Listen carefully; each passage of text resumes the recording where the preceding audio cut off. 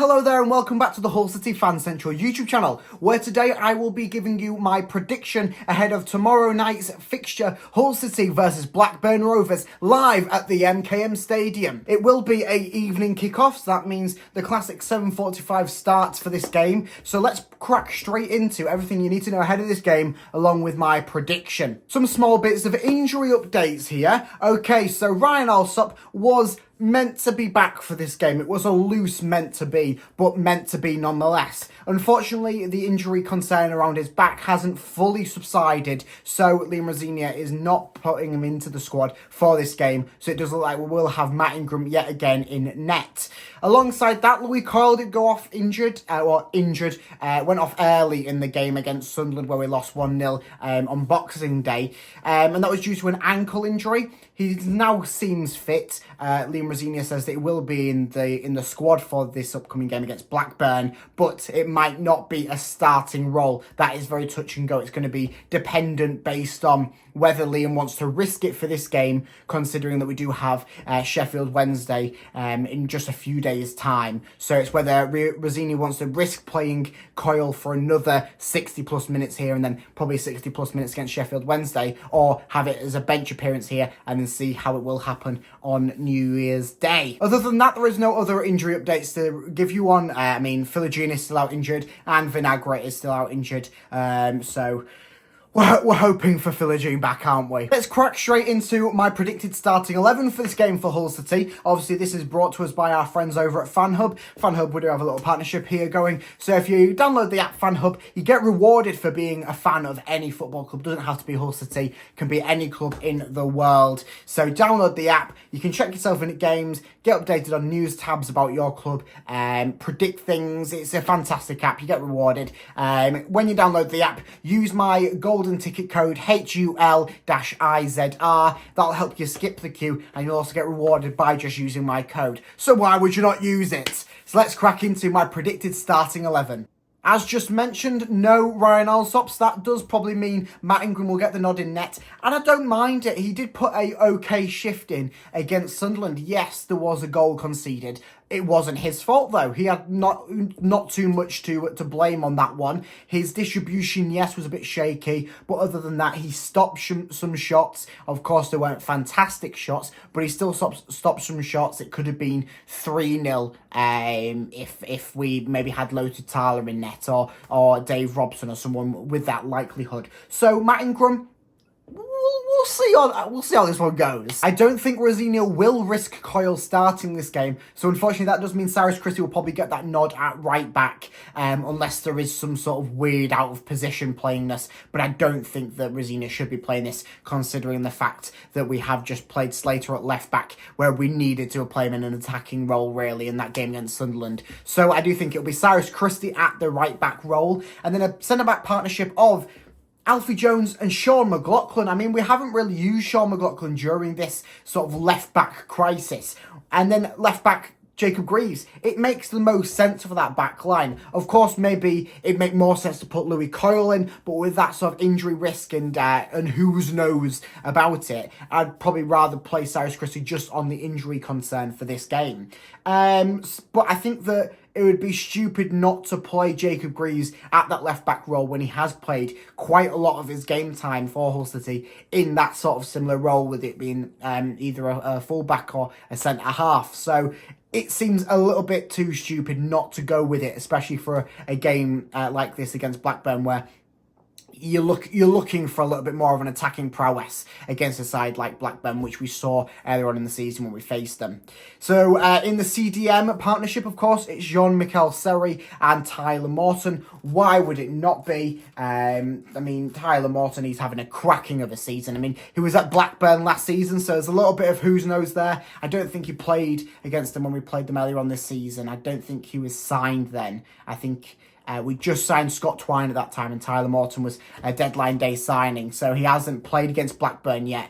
We'll see the reception that he gets from the travelling Rovers fans, but he has had a fantastic season, hasn't he? He's got it called up to the Young Lions. Liverpool are pretty much demanding him back. Apparently reports are coming out saying that Tyler Morton and Liam Delap are completely off the table. We will not get them on a permanent deal. that is down part to how fantastic they have been playing this season. There was probably the two standout players from that loss against Sunderland, which was a very dismal performance from a lot of the players on the field. So two standout performances, two standout youngsters, and it's unfortunate they are only just on a loan deal. Ahead of them, Ozan Tufan. I mean, it'd be stupid not to play Ozan Tufan here. It does seem like his sort of game against Blackburn.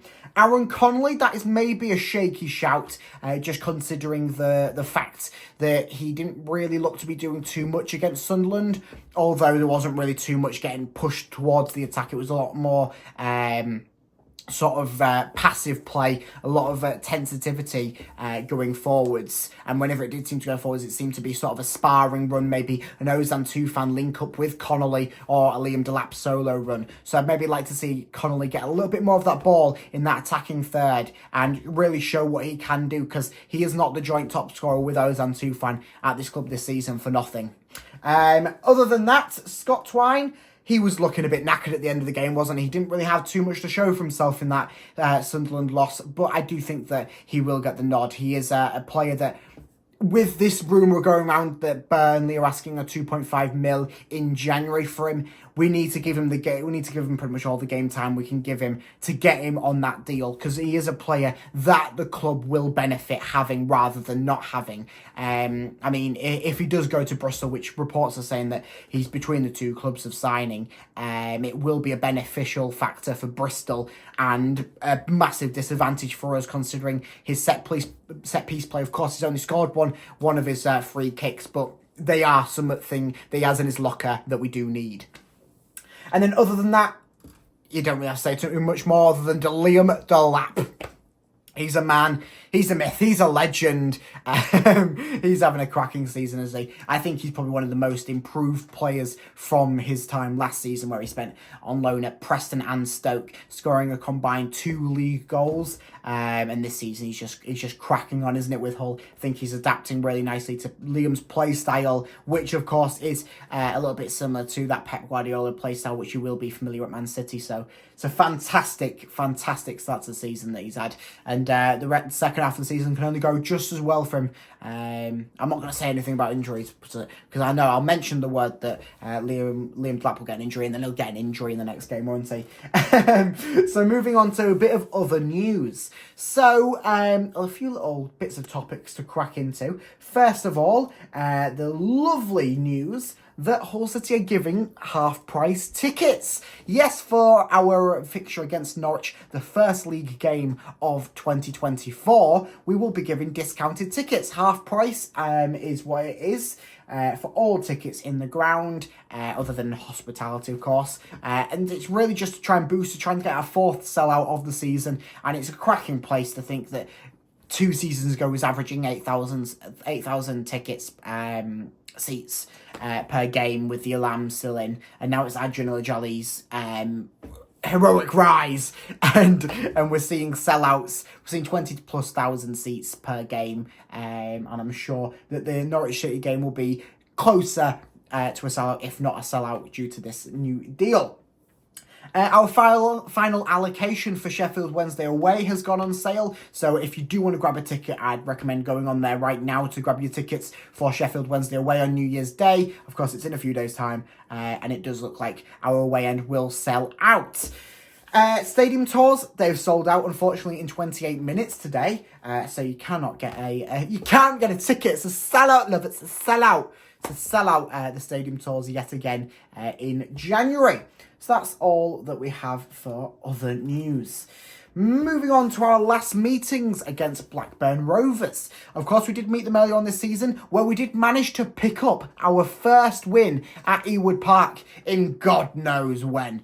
It was a nice 2-1 win. We came from behind to win 2-1 in a nice fashion for the Tigers. Other than that, our last 2 meetings last season, of course, it was a 0-0 draw at their ground. Of course, that was Harry Vaughan's debut. I was there at that game. It was an okay game, as 0-0 draws go. And of course, when they faced us at the MKM last season, it was that 1-0 loss where they did manage to score quite early on in the first half, and then put 7 men behind the ball at all time, pretty much rendering the game useless for a Hull City standpoint. So Both clubs have come a far way since then, so hopefully we can complete our first ever double over Blackburn Rovers in the Football League ever. We've never completed a league double over them, so hopefully we can grab the win tomorrow and make that our first league double over Blackburn Rovers.